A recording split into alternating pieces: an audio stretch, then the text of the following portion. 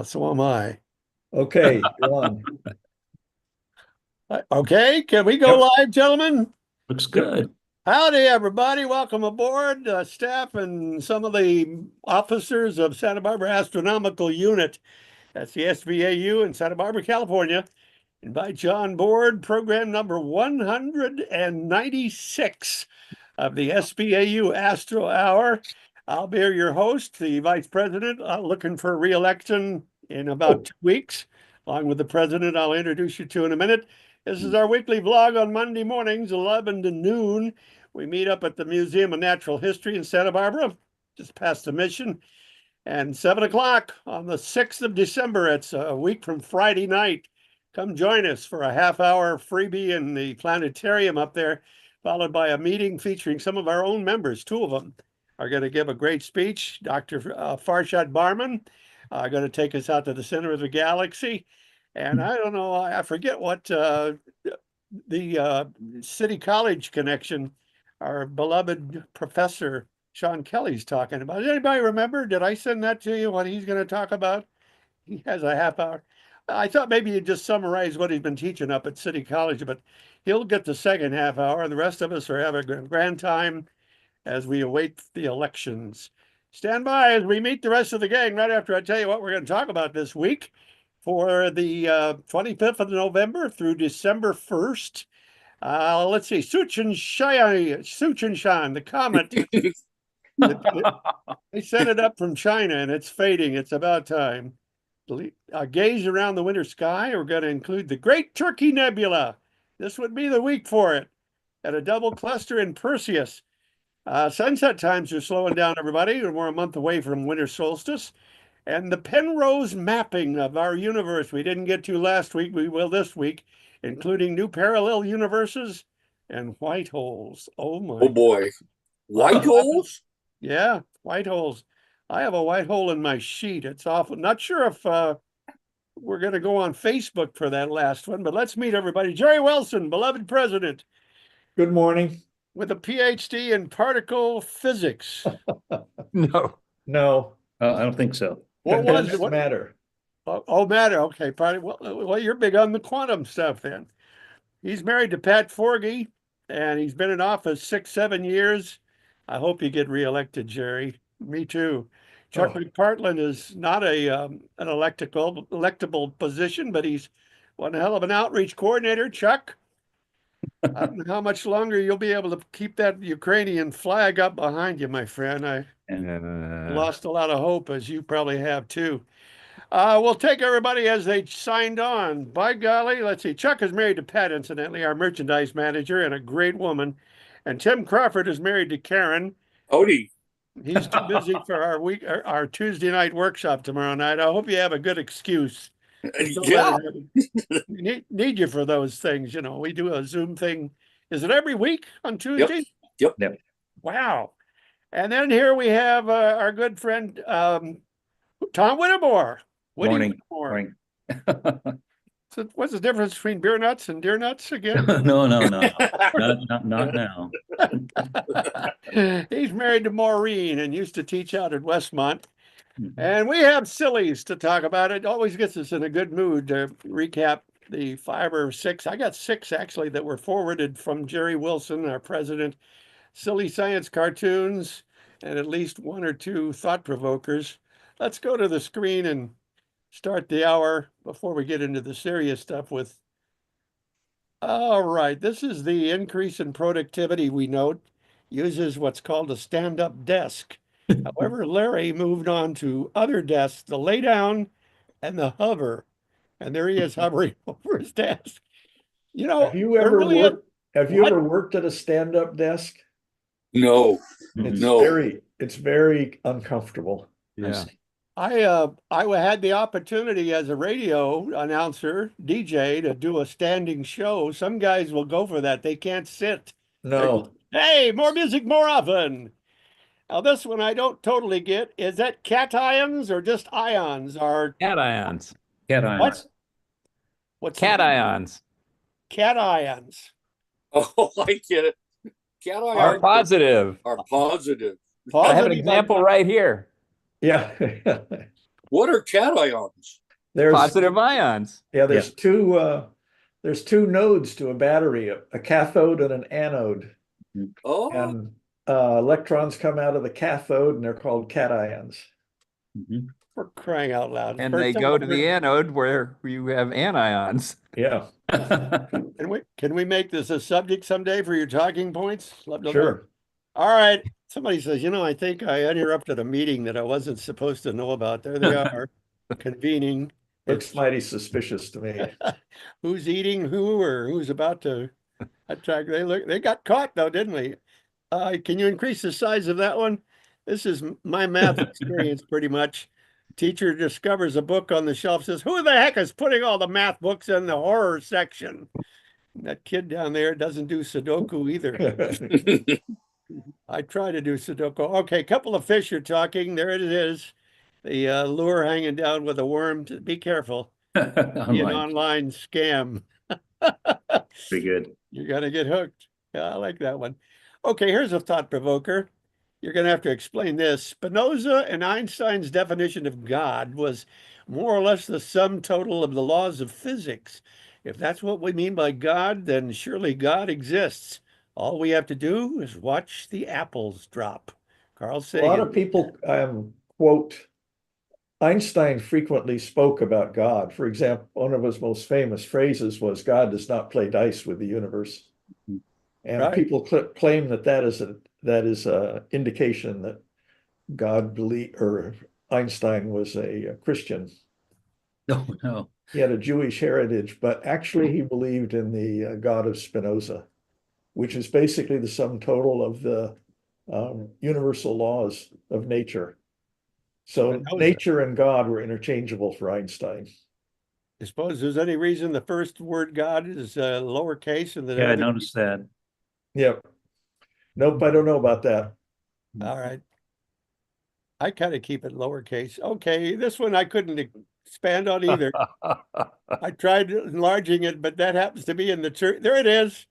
Jabba the Hutt in your kitchen roaster ready for Thursday. That's the joke. Got Jabba the Hutt. That's Jabba the Hutt. Bring me Solo and the Wookiee. oh God. Chewbacca. All right, here's the one that one of our members that's absent today, Bruce Murdoch, comment on. A couple of string instruments, violins, I guess, who will never solve anything. One says, this is impossible. It's a Rubik's Cube. And the other one is trying to finish a crossword word and says, I can't do it. And I've got 6 strings. And that's what Bruce commented about. You want to comment on that, Tom Whittemore? Actually, if you look very closely, there Yeah. are 6 strings across here, but only 4 up here. Right. And there are 4 tuning forks, tuning knobs. Yeah. Yeah. So that That's a- suggests just 4 strings. Well, when you play a piano, you can get 10 notes at once. All 10 fingers are going. When you're doing a bow across a string instrument, can you do more than 2 strings at a time? I don't think you can you? Yes. Mm-hmm. You can? Yes, you can. Yep. You can reach 3 strings? On a guitar, you can do 5. Yeah. Well, I know that, On- but I've always on- wondered. Yeah. I think they roll it, Ron. I think they just roll the bow. Right. That's right. Okay, good one. Violins. All right, here's the sun doing its imitation of all of us this time of year. The winter sun takes its time. Oh, overslept again. Is that oh well or oh hell? That's Oh, well. Okay. Well, And it goes back to sleep early. The And then it days went are back. short. Okay, that's the winter solstice coming our way in about a month. Mhm. Okay, can't wait to get to the Penrose stuff. Tim Crawford and I. That was oh yeah. Occasionally we get it so into a subject, and I'm learning. I just wish I could retain it. I'll be listening on that one. Okay, then Okay. we go to the night sky first. Here we Yep. go. So starting into the serious matter of our talk today, our discussion, this is a feature in the eastern sky in the evening, the Great Square of Pegasus.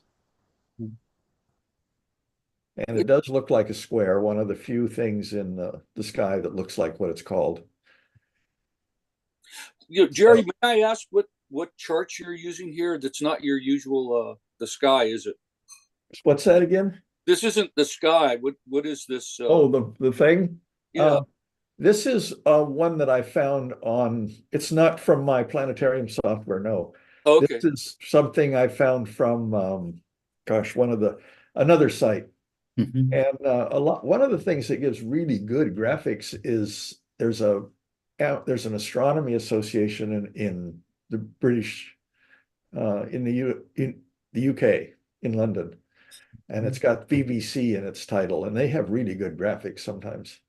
But I Giant got Knight. this because it shows the Great Square, and it also shows a couple of features around here, particularly NGC 7331 and Stephan's Quintet, Oh, also M15 here. Now, my planetarium software, I can't always get it to indicate other features like this in an uncluttered manner. If I have it show all the NGC objects, for example, the whole sky just fills with things. yeah. I like this. Yeah. It's actually pleasing to look at. It's not current though, because it has Jupiter and Saturn kind of in old positions. No, this is from 2020, I think it was. Okay. But So, what part of the horse is the square? Four body. Its body. What's Yeah. part of the body and those other things sticking out, or its legs or limbs or? Yeah, and then the head and the neck and the head is above the cursor there. Yeah. Okay, got it. And that 51 Pegasi is where the first planet was found around a sun-like star. Hmm. Is Oh, that right? oh, First exo? Yeah, first exo around a sun-like star. A sun likes, oh, aren't most of them like the sun? No, We don't see the red dwarf or the red, red dwarfs. We don't- I thought, Chuck, that there was one over to the star left of Muroc, and I can't remember what that star is there, but I thought there was an exoplanet there. yeah, Gamma Andromedae, I think. Well, that's Almach. But yeah, there is one in Andromeda that definitely has exoplanets. It was near Almach. It was near Almach. Yeah, basically just about every star has one now these days. Yeah. Oh, okay. they're no longer rare. Yeah. Here you can see the Einstein cross, Huh. and over here faintly is M33 Mhm. and M31 with Muroc right between them. Right. Wow. So we're going to take a look at 31 and the Stephan's Quintet. These are things that you can see visually with a big scope. The first time I ever saw Stephan's Quintet, this is a photograph from Hubble. Mhm. And there are 5 galaxies here. 1, 2, 3, 4, 5. Mhm. There may be another one down here, but it's possibly a arm from here. I saw it in a fellow's 20-inch F5, Kent Wallace, up at CalStar one year. Yeah, I've seen it in my 18, Jerry. Yeah, But 20 that is was the- like, I think it was at Lassen. I think I saw Stephan's okay. Quintet. You need really dark skies to Yeah. get this visually, and so that it's got these 4 galaxies are in the background. This one is much closer to us, and it's an interloper to this picture. It's just in the way. So it's a very interesting structure. Yeah. And a good challenge for larger scopes. And clear skies, which we won't have for a while. No, Yeah. not right Yeah, now. We're it's- getting raindrops instead of photons. Yeah. And people often use 7331 as a stepping stone into the group. Right. Yeah. Because you can see over here, you can see 7331 is Mm-hmm. not very far from Stephan's Quintet. Yeah. And this is the association of 7331. It's an Yeah. edge-on, simple spiral, not a barred spiral. It's an object that I've photographed many times. This Mhm. is not my photograph of it, however. This is a Hubble photograph. Mhm. Oh, no, that's not correct. This is from this 26-inch reflector at Wow. Mount Lemmon taken by Adam Block. Okay. And which M is that? What's that? What M? Is that an M? That's No, No. it's one that I'm Ron. surprised is not an M, but it's not. But there's several others behind it in the distance, right? Yes, Yeah, those are NGCs, I'm sure, yeah, or ICs. or ICs. Yeah. Mhm. But it's a very nice structure, and it shows when you process all colors in these things are false colors because we don't see it at this faint level. You have to have a certain light level to trigger the color sensors in your eyes. What does IC stand for? Index catalog. Index catalog. Index catalog. Okay. Always wondered that. Okay.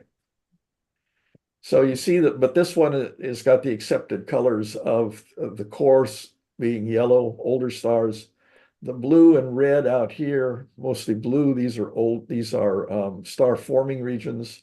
There's a lot of dark dust in here, which has little star forming regions in them. Well, galaxies in the night sky don't ever do the points like that star up in the upper right. Up here? Yeah, why is that the only star in this picture? No, there's lots of stars. All these stars down here, they're all in our galaxy. They're all in the way. This one is just, you probably can't see it, but it's just bright enough to produce very faint diffraction spikes. Oh, I see. Got it. This is right. the only one with a real prominent, and it's simply due to brightness.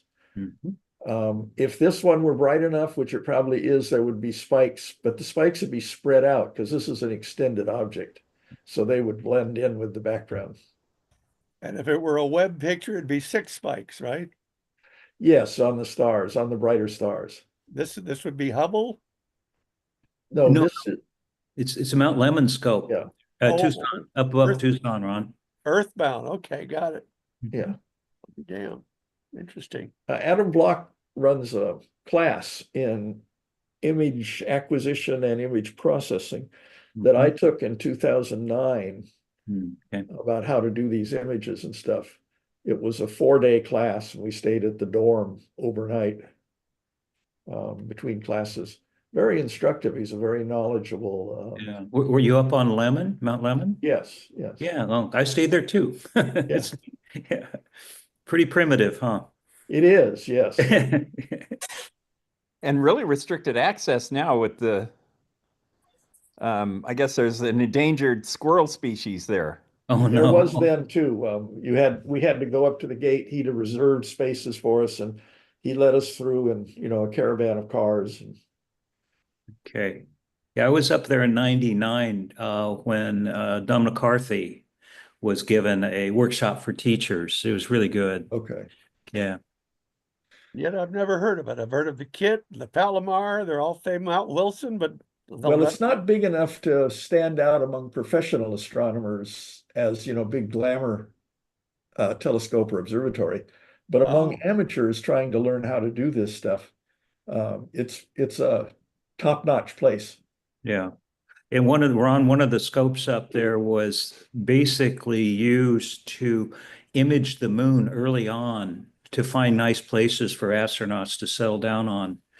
And it's limited in its scope, no pun intended, but it's limited because it was really interested in where the moon is in the sky. Okay. And we actually used that telescope to image. It's a 61-inch. Okay. It's, big eyeball. And we used it during Don McCarthy's class. It was really nice. Do you suppose all earthbound scopes now have to use that software or that device that compensates for the atmospheric wiggle? The scopes that we Adaptive used, optics. yeah, we didn't use anything like that. But Really? we did image one night, I think it was with the 62-inch, and we just pulled the data into FITS packages, that you can retranslate. Wow. No, the things we look at, the size of the things we look at when we look at like this, these stars are probably 1 to 2 arc seconds across, Yeah. maybe slightly less than that. That's not fine enough detail to need to increase your resolution with adaptive optics. And adaptive optics only works over a limited region of the sky, some small area. And it's used when you want to look at planets in great detail. So adaptive optics is available on scopes like you guys would buy? You could get a smaller version? Yes and no.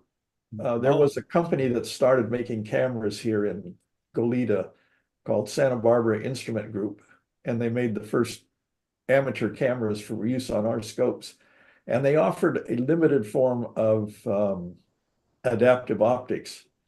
They had a flat mirror in the way of the optical beams bouncing off of it, and it was under extreme tension, and so a very slight amount of correction would cause it to tilt very rapidly.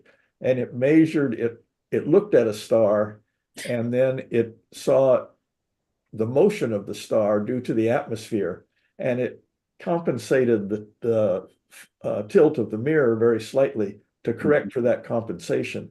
But it didn't do what they do on the big scopes, where they have what they call a rubber secondary. That is, they actually deform the mirror.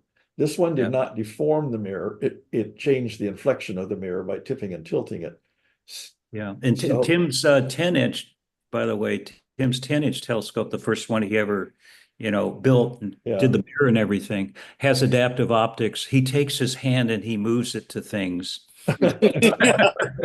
That's what's called a what is it? A universal go-to system. Yeah.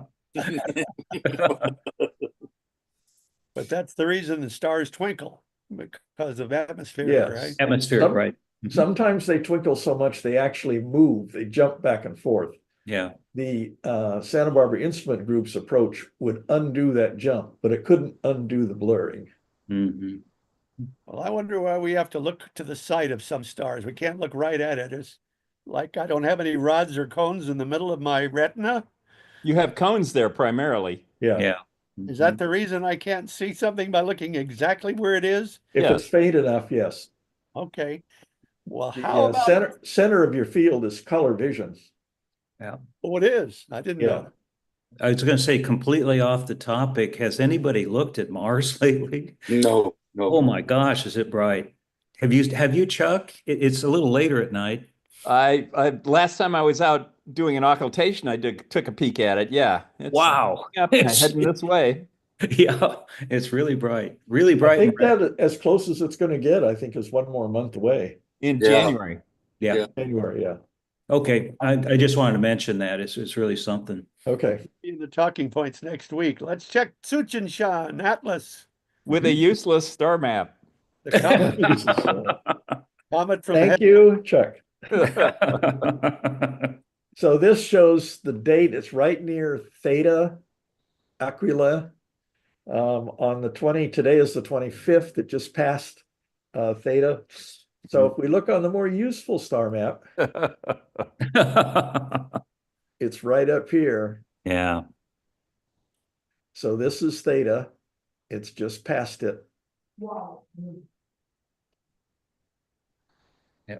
Who's And that? it's still visible in a telescope. You can't Yeah. see with your eyeballs anymore, but It's about 9th magnitude right now, yeah.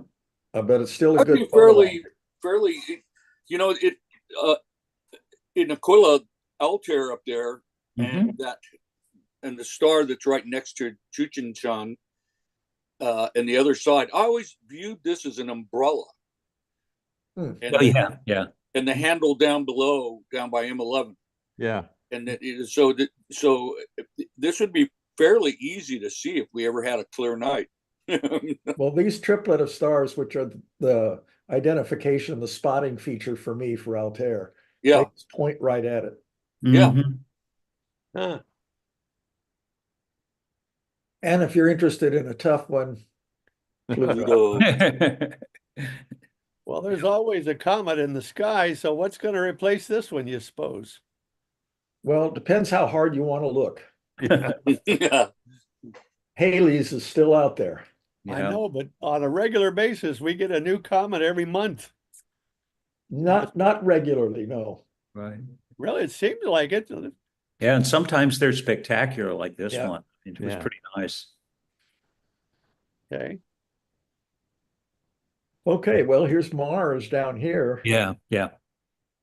This is just looking at the winter sky, Hmm. my favorite sky. It has the most bright stars of any sky, more than the summer. And kind of making a big circle around Betelgeuse. Yeah. And that's Yeah. the galaxy. Right. Yeah, the hexagon.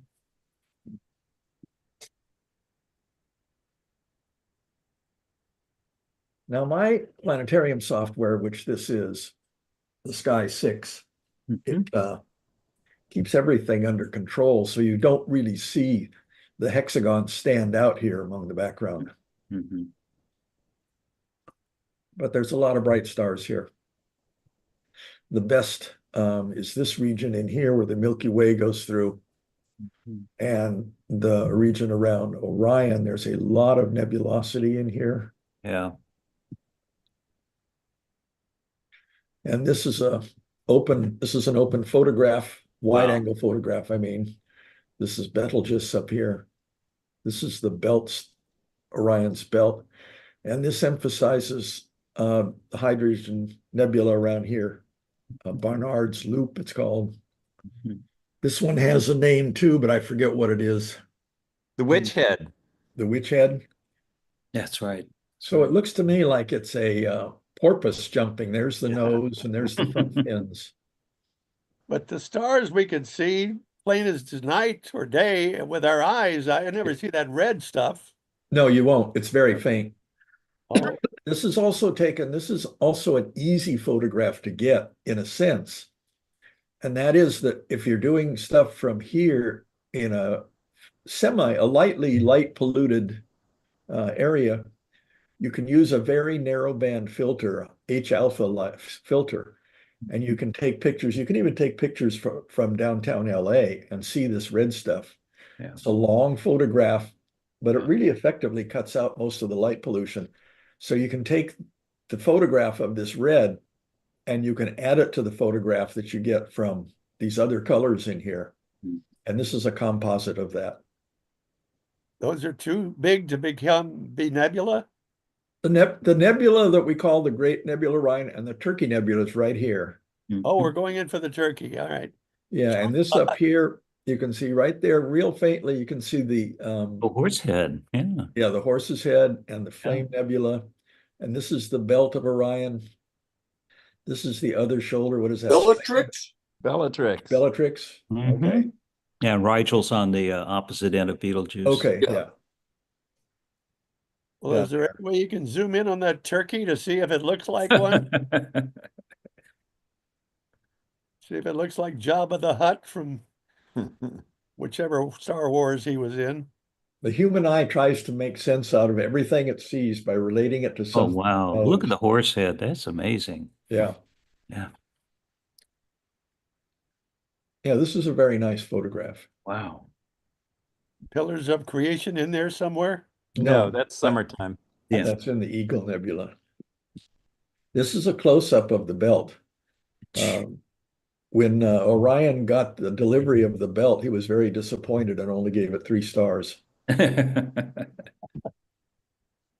they haven't moved in 70 years because I saw them exactly the same way when I was 5 years old. They've moved. You just can't notice the difference. Yeah. Mhm. Was it Alnitek, Anilam, and Mintaka. Mintaka. Huh. They all have something to do with the word for groin. In there. Or belt or girdle. Yeah. Yeah, yeah.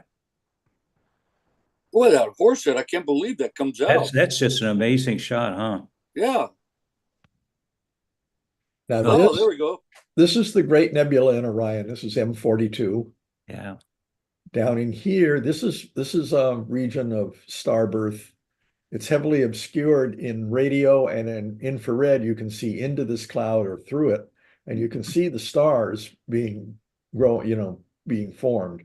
The next picture is a close-up of this region showing them being formed. Not all nebulas get an M or an NGC, do they? Not all, oh, get an NGC? Or an M. No.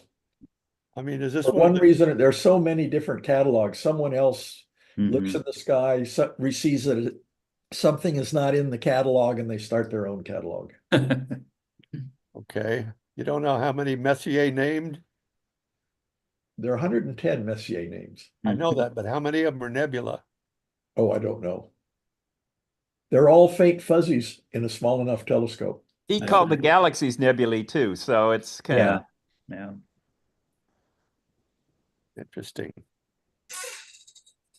So this shows details of the dust and gas being blown around by strong stellar winds from new stars.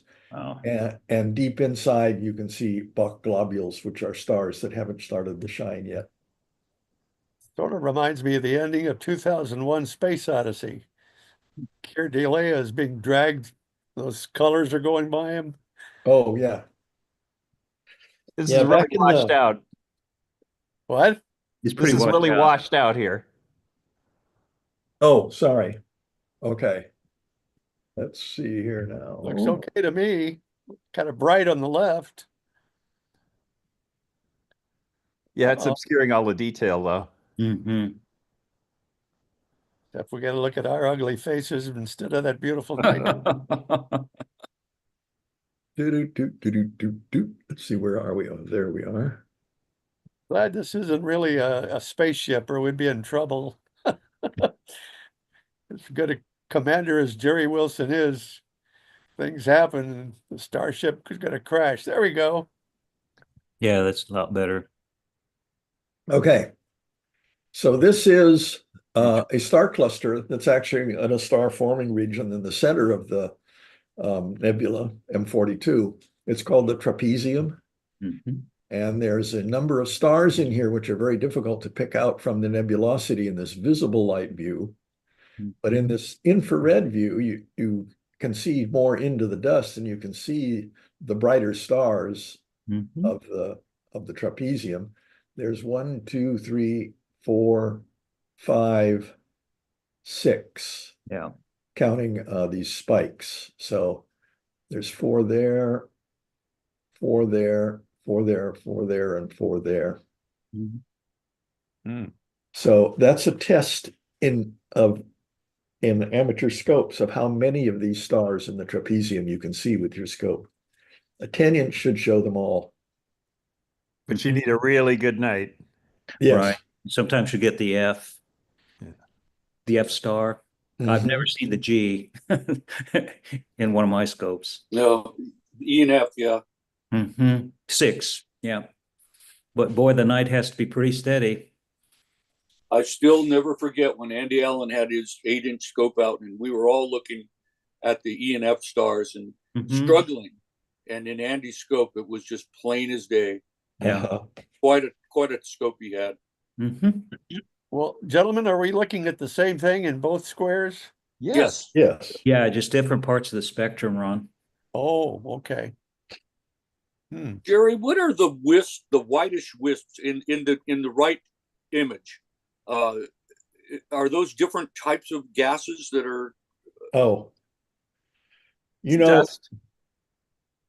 I can't comment on that because it's infrared and I don't know how different gases present in the Oh, image. okay. But in the visible, we generally distinguish it as blue or red, a la Chuck. Would that be oxygen, Chuck, you think? Is what? I think it's probably dust. Dust scatters blue light, and they may have chosen, therefore, to represent it as blue. Okay. I was wondering if it might be oxygen in there, but no. Oxygen is more the greenish you see on the left. Right. Yeah. It's not an infrared band. It's visible. Right. So oxygen 3, Tim. Yeah. Yeah, it's twice ionized oxygen. Yeah, it's the green. Okay. And it's called oxygen 3. Yeah, that's what they do. Boy, if we had as much oxygen in our universe as there is hydrogen, it'd be water everywhere, wouldn't it? There is. It is pretty much water everywhere. Is it really? Well, that's good. Nothing bad about water, Yep. except you can drown. Well, even too much oxygen is probably not that good for you. That's Yeah. true, you're right. Yeah. I read an article the other day, and I hadn't heard this before, but in the era, hundreds of millions of years ago, in the era of big dinosaurs, the Earth's percentage of atmosphere that is oxygen was somewhere around 32 or 33%. Okay. So, What So is they could handle their metabolism better. yeah, now it's 21%. So, Huh. So it's just the opposite of climbing a mountain and getting altitude sickness. You'd get too much oxygen back then.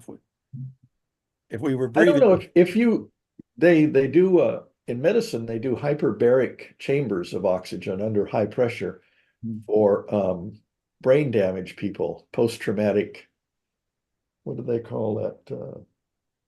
TBI, traumatic brain injury patients. It Right. somehow helps restore the neurons. But if you persist and do oxygen under high pressures, it becomes toxic and it can actually destroy tissue, oxidize tissue. So that's part of the reason they had dragonflies the size of eagles. 3 feet across, yeah. Wow. And they developed the need for lungs. Man. Okay, going forward, a lot of color. Oh, wow. Okay, now this is an apod from June, or no, from November 2020, I believe it was. Mhm. Yeah, And November it's a 26th. composite, obviously. It's what? It's a composite. Yes, and it's heavily processed, Yeah. photoshopped to make this look like a turkey.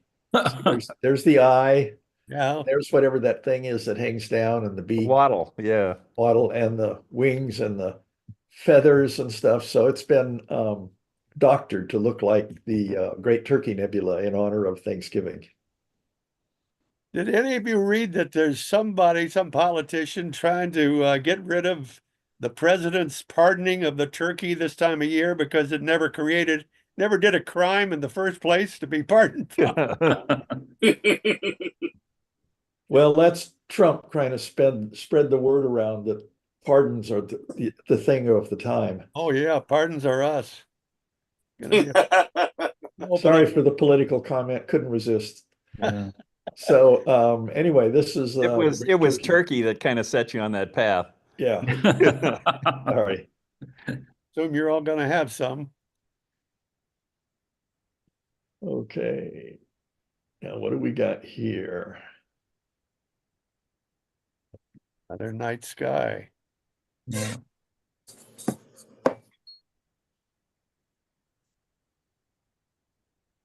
Ooh, it's hard to see Double that. Looks like you're cluster? looking up towards the North Pole. Double cluster? Yeah. Okay. Where's my cheat sheet here?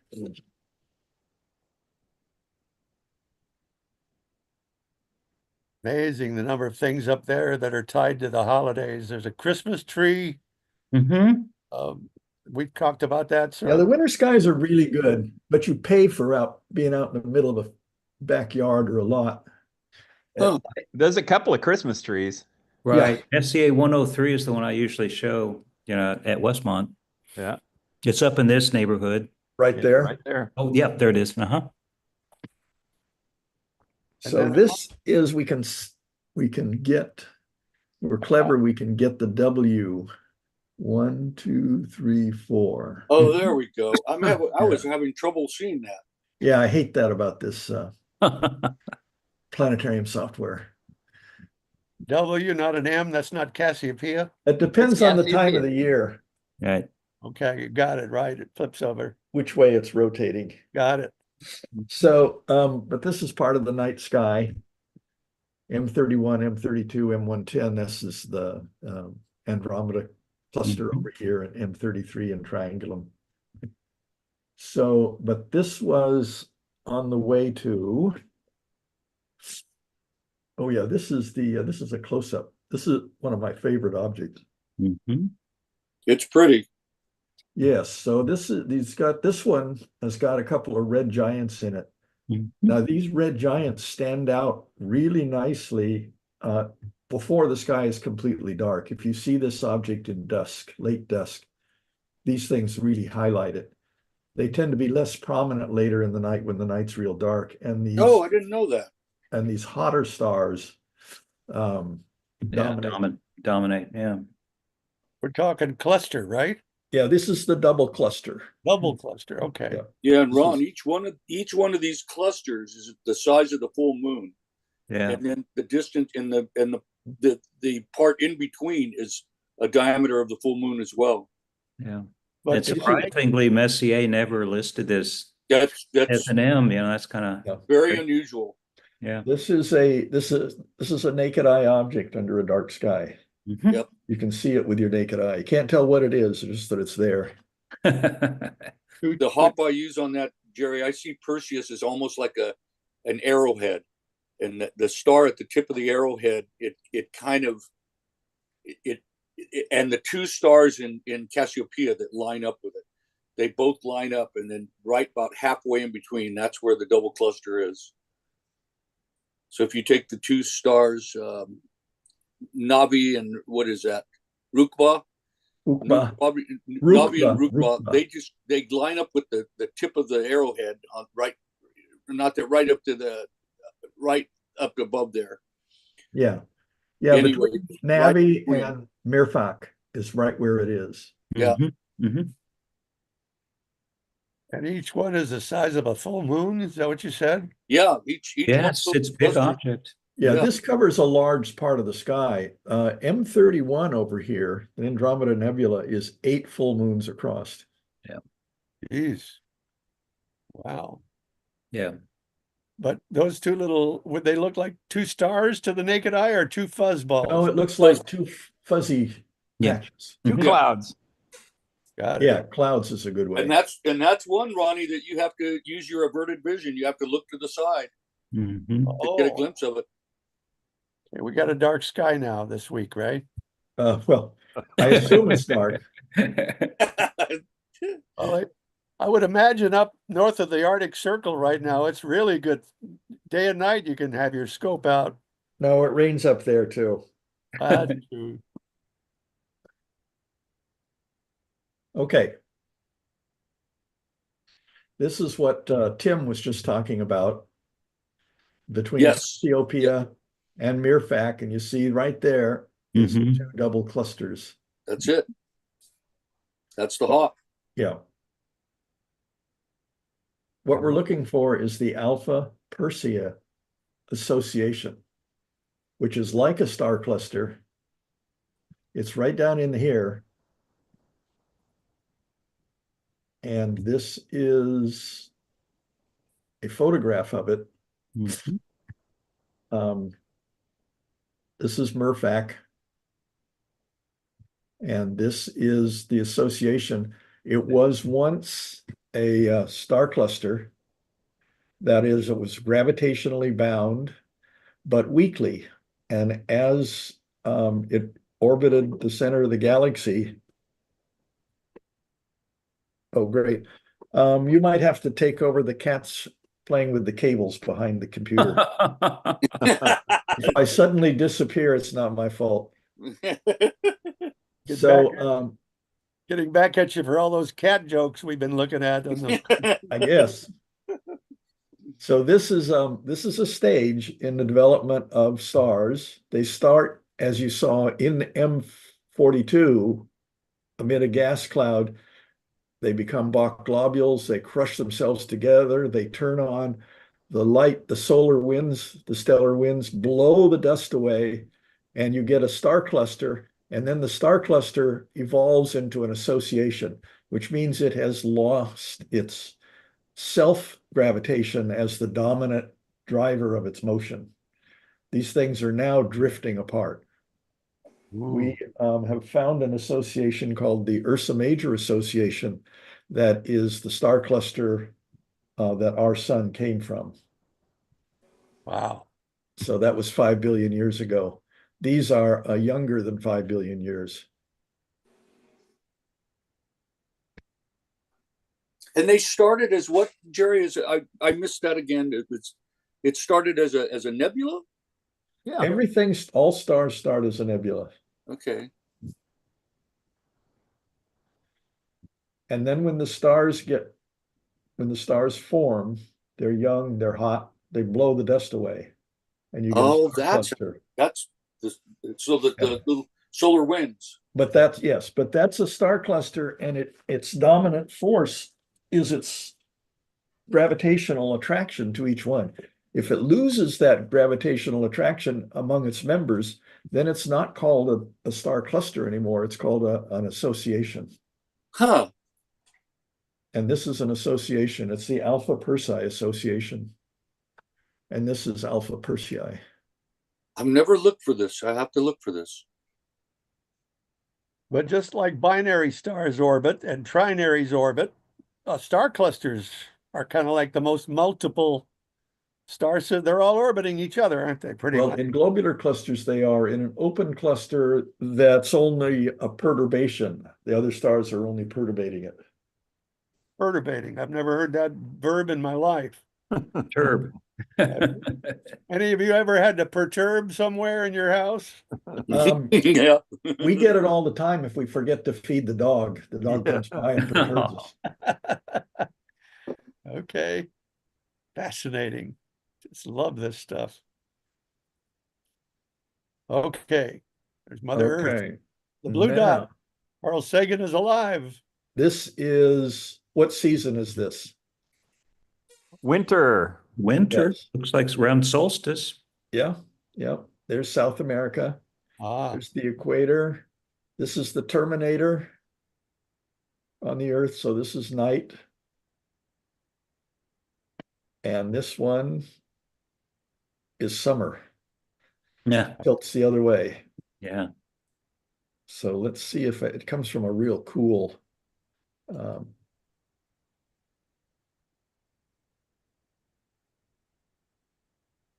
the sun would be to the upper right if you pointed northeast Yeah. in this photo.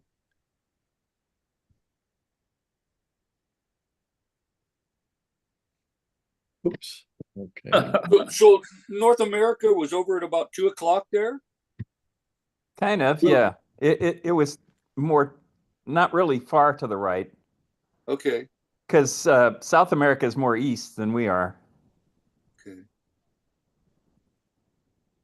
And if I'm not mistaken, we get a higher moon in the winter, don't we? The sun gets lower, goes below the horizon above the Arctic Circle. They must get a hell of a moon.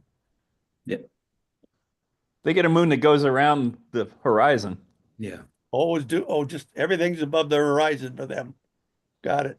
Well, half the celestial sphere is above the horizon for them.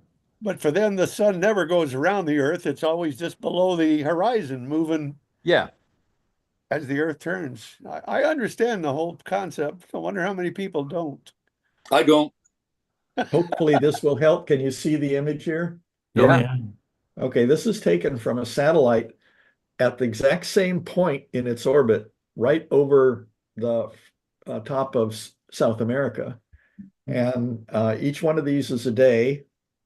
And you can see as the year goes by, you can see that the terminator, as the Earth shifts, the terminator moves back and forth. There, it's at one of the solstices or equinoxes. And here it's wintertime in the northern hemisphere. And then a quarter of a year later, we're back to another equinox. And then there we get back to the full summer sky, or the summer illumination from the sun. And that Terminator you were talking about likes to go, I'll be back. That's the day-night division, yes. And this is pretty much the US is kind of in nighttime in almost all of these images. Yeah. Yeah. Well, now, Yeah, it's taken from a synchronous point above the Earth. When you all the rocky planets have a similar tilt, Mars, Venus. No. Uranus has a dramatic tilt. Oh, I know that, but Mars is pretty close to us. Yes, it is. Mhm, Venus is not at all. Venus is No. basically upside down. mhm. Really? Yeah, it rotates Yeah. the wrong way. I know it is screwed up in its day lengths. What, a day is almost a year or something on Venus? A The rotation? day is longer than the year. Is it really? How about little Mercury? Don't know. I have no idea. Huh? Okay. Gonna get to the Penrose mapping system. Penrose, We can do that. Let's see. Mercury is something like 88 days is an Is the orbit. year. Oh, that's a year? Okay. Yeah.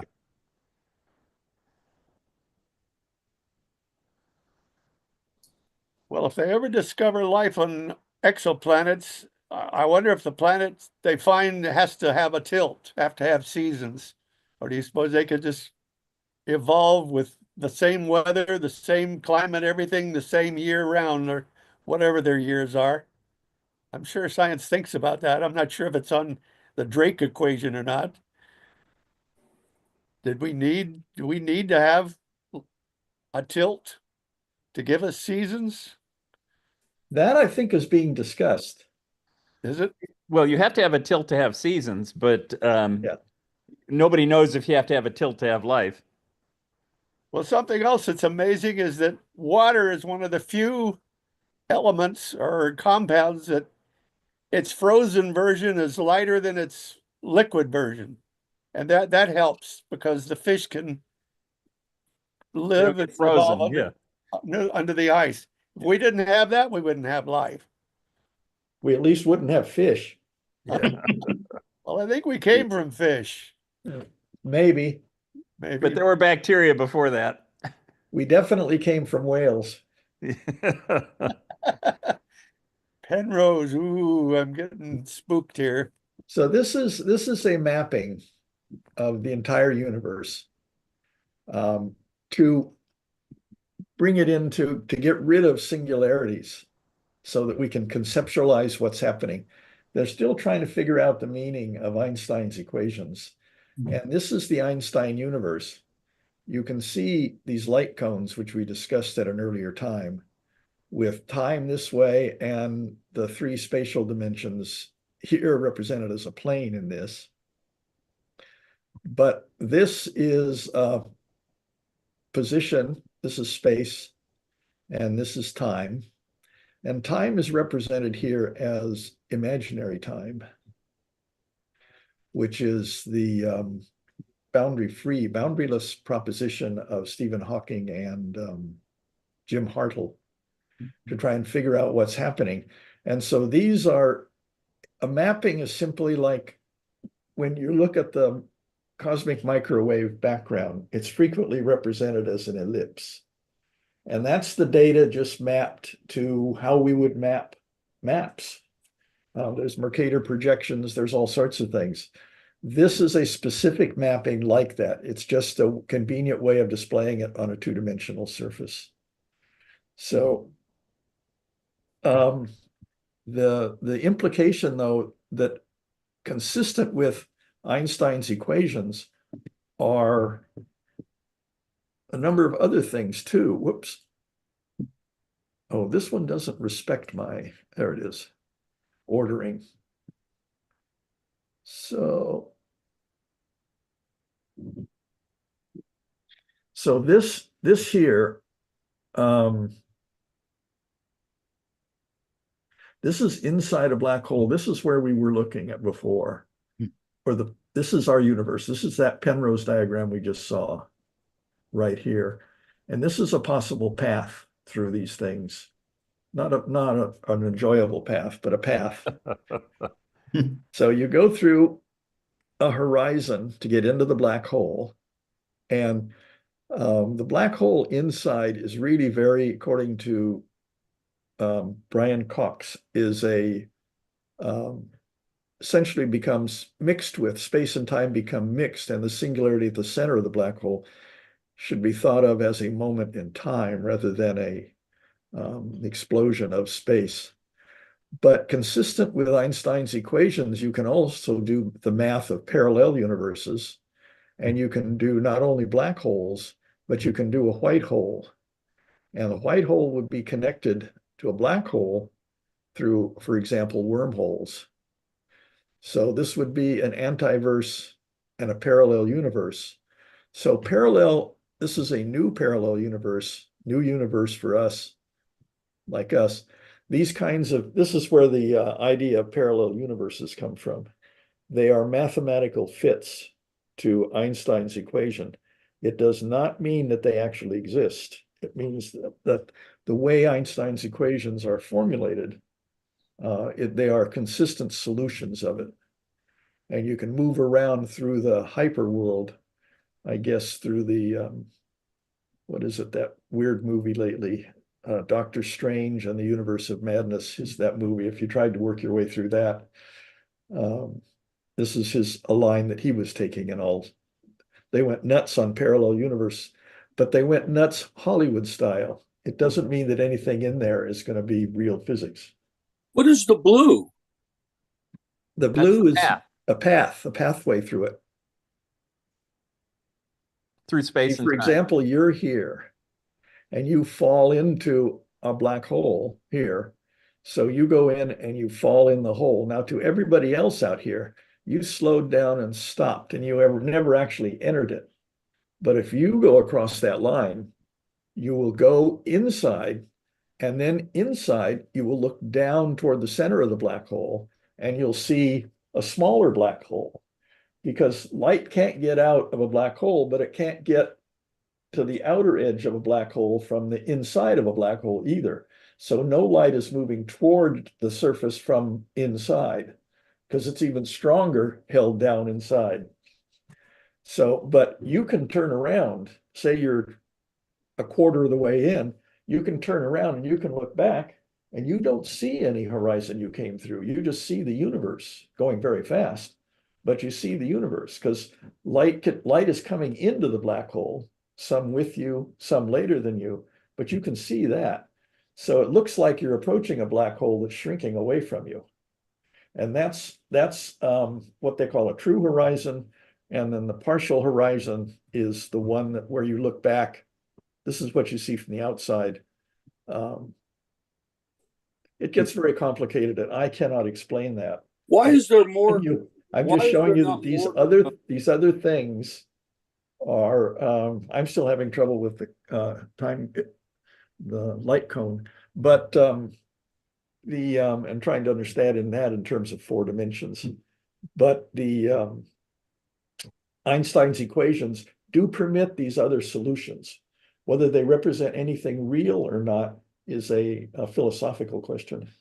The only word on there that I've never heard before is antiverse. I've heard of multiverses Okay, as opposed take to antiverse and put it in Wikipedia and see what they say. Or ask Meta AI. is it I made of usually get antimatter? What? No, No, it's not antimatter. Antimatter is something that would happen inside our universe down here. Well, matter is one out. It's pretty much matter everywhere we see. There's very little antimatter out there. You Maybe can't really tell.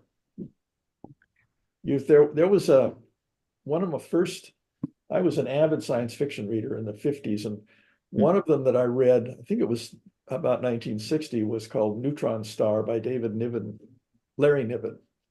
And it was about this guy that makes a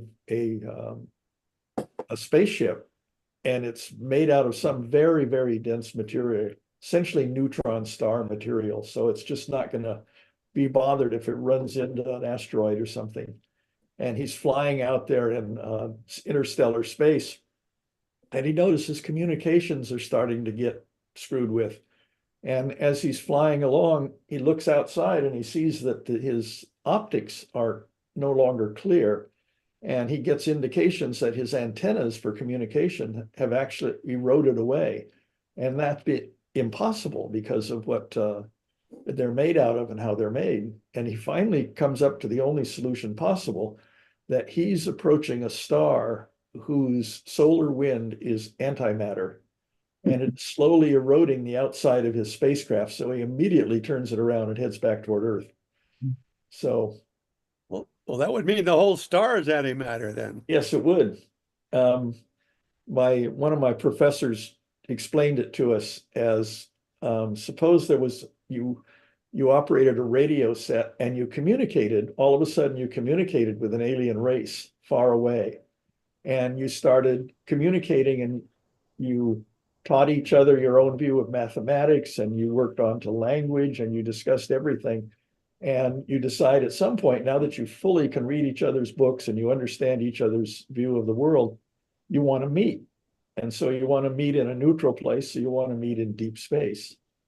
And so you fly your ship out there, the alien flies his ship out there, and you park them near each other, and you get out, and the alien knows that your tradition to greet someone is to put out your right hand and shake it. And if the alien sticks out his left hand, don't take it. Because he's an antimatter being, because their parity is different. I gotta tell you, Jerry, Tim Crawford and I would probably not get any explanation about those two middle and the bottom squares that are ripped down the middle. I doubt you could explain that to us, or maybe you did already. No. The point of this is that these are things that I know about 1 or 2% of this diagram, so don't get it wrong. I'm not Okay. presenting it from the point of knowledge. I'm presenting it from a point of wonder, that these are things that are claimed by mathematicians to be valid solutions of Einstein's equations. And it's something that in my casual time, I'm looking up these different words and trying to have conversations with Meta AI, who's very good at this, about trying to understand it in colloquial terms. But I thought I'd share with you where it came from. Stephen Hawking's was on the mushrooms, I'm pretty sure.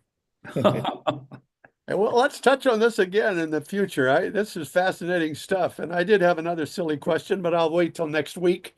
I will keep you updated as I learn something. We'll go back and learn this, maybe hopefully together.